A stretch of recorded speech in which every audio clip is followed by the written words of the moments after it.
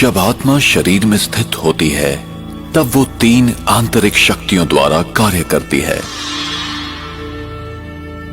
ये शक्तियां हैं मन, बुद्धि और संस्कार। मेरे संकल्पों की रचना का आधार हैं भूतकाल के अनुभव, प्रभाव, स्मृतियां तथा दूसरों द्वारा प्राप्त जानकारियां। आत्मा में निहित संकल्पों की रचना और अनुभव करने की शक्ति को ही मन कहते हैं। कभी कभी ऐसे विचार मन में प्रकट होते हैं जिनकी हमें जानकारी भी नहीं होती और वे निरंतर बहते रहते हैं। ये कैसे होता है? इसका कारण है अवचेतन मन में संचित पूर्व कर्मों की सुषुप्त स्मृतियां। मन में उठने वाले संकल्पों का स्वरूप कुछ भी हो सकता है, जैसे अच्छा या बुरा, समर्थ या व्यर्थ, सकारात्मक या नकारात्मक। संकल्प एक विचार भी हो सकता है। प्रायः संकल्प मुझे कुछ करने के लिए निर्देश देते हैं। मैं आत्मा निर्णय लेती हूं कि ये करना है या नहीं, अभी करना है या बाद में, ये अच्छा है या बुरा, आदि आदि।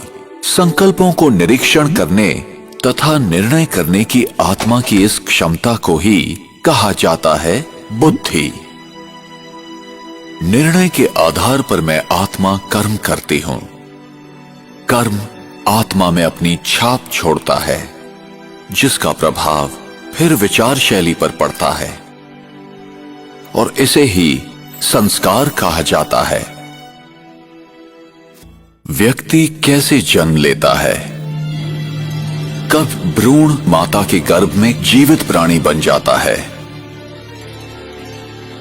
आत्मा कब गर्भ में प्रवेश करती है? भ्रूण जब तीसरे से 5वें माह का होता है तभी उसमें जीवन शक्ति आती है। ये जीवन शक्ति ही आत्मा है। आत्मा को ही प्राण कहते हैं। आत्मा ही प्राण ऊर्जा है। आत्मा में संचित विशेषताओं और अनुभूतियों के आधार पर शरीर के डीएनए तथा विभिन्न अंगों का निर्माण होता है। उंगलियों के निशान तथा अंगों की बनावट भी आत्मा के कर्मों के प्रभावों के आधार पर होता है। दूसरे शब्दों में, मैं आत्मा ही अपने शरीर की बनावट का निर्धारण अपने विचारों, मनस्थिति और कर्मों के द्वारा करती हूं। सामान्यतः जब आत्मा नए शरीर में प्रवेश करती है तो पिछले जन्म के अनुभव, स्मृतियां और घटनाओं को भूल जाती है। कुछ उदाहरण ऐसे हैं जबकि व्यक्ति अपने पूर्व जन्म की कहानियां सुनाते हैं जिन्हें जांच के बाद सत्य पाया गया है। हम अक्सर देखते हैं कि अबोध बालक बिना किसी कारण रोते हैं या हंसते हैं। पूर्व जन्म की स्मृतियां ही इसका कारण होती हैं। इसकी दूसरी ओर मृत्यु क्या है?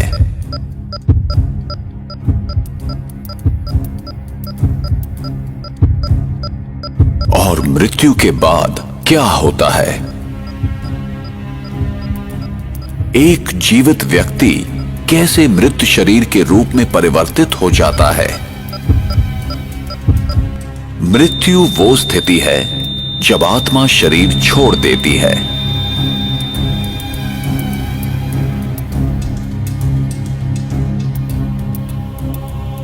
और आत्मा जब शरीर छोड़ती है तो वो शरीर जो खून, हड्डी, मांस से बना हुआ आत्मा का वस्त्र है, एक पुतला मात्र रह जाता है जो प्रकृति के 5 तत्वों में विलीन हो जाता है।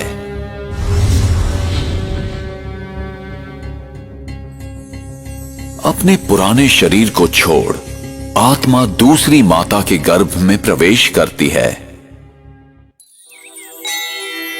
मनुष्य आत्मा पशु योनि में नहीं जाती। जैसे सेब के बीज से कभी संतरे का वृक्ष नहीं निकलता, वैसे ही मनुष्य आत्मा सदैव मनुष्य शरीर ही धारण करती है। आत्मा जब भी किसी नए शरीर को धारण करती है तो वो अपने नए मित्र संबंधी और अपनी एक नई पहचान बनाती है। जैसे कोई नाटक में कलाकार अपने अनुरूप वस्त्र पहनकर एक निर्धारित समय में अपना अभिनय करता है, ठीक उसी प्रकार इस विश्व रंगमंच पर आत्मा भी एक कलाकार की तरह अपने निर्धारित समय पर अभिनय करती है। और जब शरीर अधिक उम्र, बीमारी या किसी घातक चोट के कारण बेकार हो जाता है, तब आत्मा शरीर को त्याग देती है और जन्म उपरांत जन्म लेती जाती है। इसी प्रकार जीवन एवं मृत्यु का ये अविनाशी चक्र इस संसार में चलता रहता है।